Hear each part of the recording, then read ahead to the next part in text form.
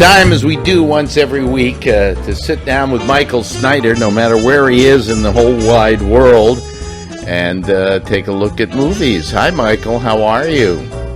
I'm fine, Alex, and in fact, I'm not in my usual haunts, which are generally Los Angeles and San Francisco. I am in Bavaria, by the Alps. By the Alps. Beautiful Alps. Yes.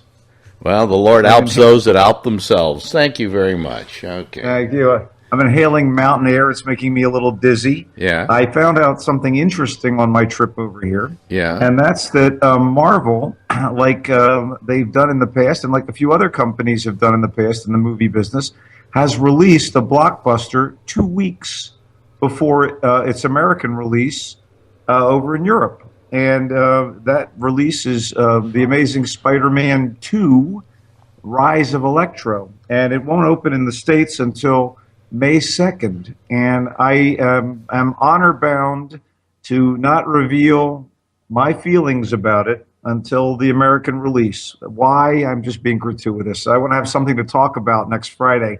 But I will say this. Well, I wouldn't blame this on Marvel. This chance of fate. I would blame it on Sony, because Marvel really doesn't have that much control over all of this. They only have control over those pictures that they physically own. And they gave away these rights to Sony a long time ago. That's true, which is why they're cranking out a second set of Spider-Man films in the wake of Sam Raimi's. It's why they're thinking about sequels and thinking about spin-offs like the Sinister Six and Venom. And I have to tell you, the Marvel films have generally been of a higher quality than the things that have been done by 20th Century Fox. But you know something? Just like everything else, people are going to get tired of this. You know? Yeah, you may be right. You may be right. I will say another interesting factor in my reluctance to talk about the film, other than my desire to not piss off the PR people and the studio heads. And I was lucky to see it because I'm in Europe when they're showing it for the critics on the West Coast. I found out that an acquaintance of mine over here has been, thank you, Avast, has been in fact watching the thing on their laptop. They have a camcorder version from a European showing. And so this stuff is out in the zeitgeist, and I don't endorse that at all, but I will say that I will hold back until next week on this and talk about other more disturbing things like heaven is for real. Do you know about this? Yeah.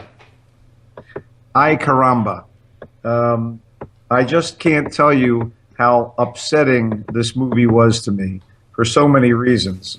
And, maybe it's just me. Why? Because you found out that heaven is for real and that you're not going to be going there? No, I found out that it did well. We already reviewed it in a negative way last week, as I recollect. And I can only say that the numbers were very disturbing to me. People are seeing this claptrap and embracing it. And, okay. On to movies that I liked that came out in the past couple days. Something's rattling there. Something's rattling there. Really? On your it table. May be I think it's my head. Yeah. Okay. Anyway, Locke. Terrific film. Locke is a movie that is basically a one-man show featuring Tom Hardy as a construction foreman in the UK who has made a big mistake in his life but is owning up to it and is dealing with it despite the shambles that it's going to bring into his life. The shambles is going to bring down on his marriage, his job, etc. And it's like a one-man show. It's Tom Hardy in a car driving to an appointment that he has chosen to make and attend despite everything. Mm-hmm. And it's roughly 90 minutes of this thing. And he's talking on the car phone to a number of different people involved in his life. And it is powerful, smart, very moving. Among the people that provide voices in the cast, people like Olivia Colman, who's a terrific British actress, whether it's comedy or tragedy. She was in Broadchurch, which people may or may not have seen, as well as a few other choice performers, Andrew Scott, Ruth Wilson, Just wonderful work by Ben Daniels, but Tom Hardy is riveting throughout. Your attention never wavers. It can't. He's the guy on screen, and I thought Locke was really a very unique and wonderful movie to see. And it's going to be great on TV. It's going to be great in your home video. But it was something I felt that people should maybe seek out during its opening week in some cities. Okay, what else you got? Last Passenger is also an interesting film about someone going from A to Z in a vehicle, but he's with a few more people. It is a runaway train movie.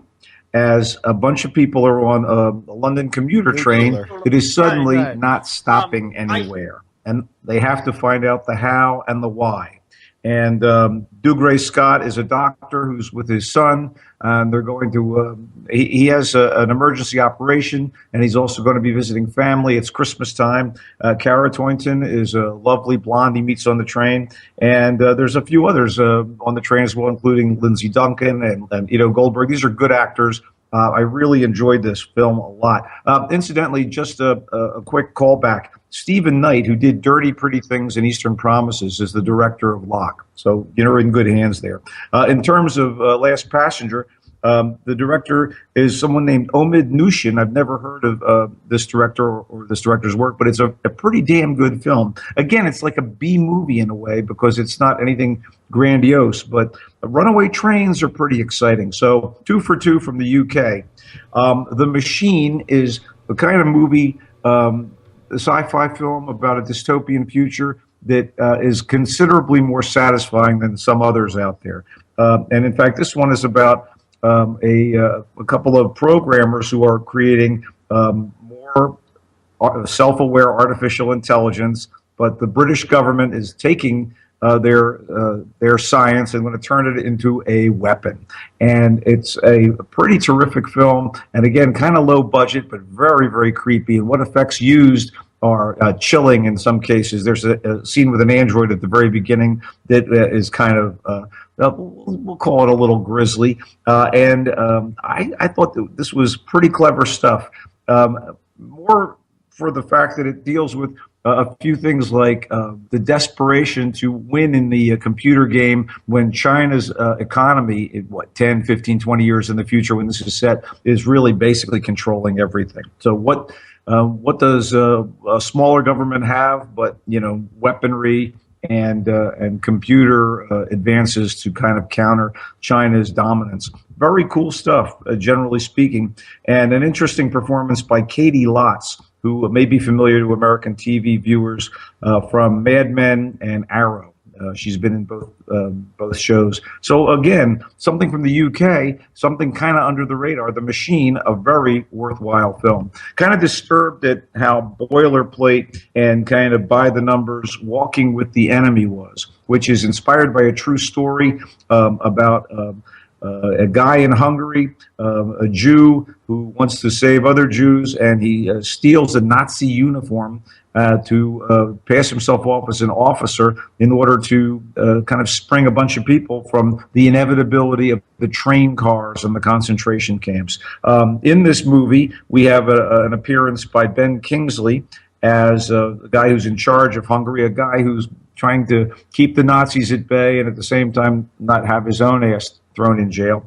And it just, it's meaningful in a lot of ways, and there are some suspenseful moments, but Walking with the Enemy was pretty much, overly earnest as far as I'm concerned. I can't believe I'm saying this. It was no Schindler's List. Let's put it that way. And finally, in a weird diptych, The German Doctor is a really a better film about the shall we say, the cost of World War II and the horrors of Nazism. And it's directed by someone named Lucia Puenzo, and it's basically based on Puenzo's novel, which is called XXY, and it's about Joseph Mengele, the Angel of Death, a German SS officer and doctor at Auschwitz who did horrifying experiments and who ostensibly escaped to Latin America. And this is set in Patagonia in 1960, where an unnamed German doctor meets an Argentinian, well, unnamed, I mean, he's he's got a name, but it's not really. They don't use the name Mengele, and he meets an Argentinian family, gets involved with them, and they kind of let him kind of take care of their youngest daughter, and it's just incredibly creepy. And of course, obviously, the Israeli agents are looking for this guy. I thought it was a much more powerful, again, not a great film, but a much more powerful film and effective than Walking with the Enemy. And let's wrap things up finally by talking about the Ralph Steadman documentary, which I was fascinated by, but I didn't think was a great biographical piece of work. For No Good Reason is almost a vanity project insofar as Johnny Depp is involved as the interviewer, who speaks at length to British illustrator Ralph Steadman, the guy whose surreal pen and ink drawings were so integral to the success of Hunter Thompson's Fear and Loathing in Las Vegas book and other things. And this guy, obviously wanted to do something powerful with his art. He wanted to, basically do what great editorial cartoonists do and reveal the foibles of the powerful. And he did a good job through his career. But I interviewed him. I interviewed him years ago, and I have a copy of his book that he put out of his work, and he signed it for me using the splash. He had a way that he used the ink out of an ink pen to create that splat. Great stuff. Great stuff. Yeah. But we see him work, and we see some of his more famous illustrations animated, and there's a lot of wit involved. And it's a fun ride to hear Depp talking to the guy. And Johnny Depp, of course, was close to Hunter Thompson, relatively speaking. He portrayed him in Terry Gilliam's movie version of Fear and Loathing. And you get some testimonials by Terry Gilliam, the director who used to be in Monty Python, who also was involved in the Hunter Thompson adaptation. Richard E. Grant, Tim Robbins, and most importantly, what we see is this guy, and we see him work. And it's just there's not enough biographical information. We don't understand the why and the how of why he chose to do what he did. Really, it skims the surface, but I still enjoyed the experience of watching For No Good Reason. What do you got in video, buddy? Nothing What are you much. watching on TV? Anything at all? Nothing. I'm watching Vikings, which I think is a great show, watching Arrow and watching what is it? From Dusk Till Dawn, Rodriguez's TV show. How's that adaptation of his vampire western? Right? Yeah, it's okay. Because it's TV, it just moves too slowly. It's like he's gnawing on everything. But outside of that, I have to say, have you had any thoughts again about Transcendence? I know you and your It sweetheart was hated it. no, You hated it. everybody hated it. Michael. Well, the New York Times, the LA Times, and me found a lot to like about it, but everybody else seems to have said no. All I know is Rotten Tomatoes gave it a 19, and I haven't seen it that low for anything. I don't think that's not true. Think of something lower. I could really, I'm not going to rattle off a bunch. I don't. I think take I much saw stock in two. that. I will say. I think I saw no, two they're once. out there. We could run a search, but I won't do that. I will say once more. I want to warn people. It's the worst film of the year. Manohla Dargis at the New York Times and Kenneth Turin at the LA Times and Michael Snyder say, Manohla no, it is not. Dargis, all you people should have your review credentials taken away, and we should get our money back from you guys. I will say this, and I didn't make the point when we did the review last week. There are changes of attitude and character that happen on peripheral characters, and there are motivation questions that were problematic. Oh, don't give me that. It was so boring. It was so dull. It is such a bad picture that it's almost hard to believe that it was even released. I disagree with you, but that's what chocolate and vanilla are about. But although Neapolitan is both chocolate and vanilla and strawberry, you are in such a minority, you may as well start picking cotton, for crying out loud. Boy, you are so off base on this one, and keep Marjorie out of this. Come on, what are you doing? No, she hated it worse than I did. I know. I think you guys, had a mad on about it. But I'm telling you, good year for Johnny Depp. That and the Lone Ranger. oh, no, no, no. This was so much better than the Lone Ranger. There were ideas here. There were suppositions. There was there were problems with it, but I thought that what was good about it far outweighed the problems. But you know what? Everybody's got their own thing, and mine is be fair about the movies. And, there's some crap out there. That's all I'll say. It's on your Don't mission to me get us started. get us to all waste our money. Is what it's all about. You should have spoken to me off the record on that. Anyway, that's about it, I guess. Are you back in this country next week, or how long?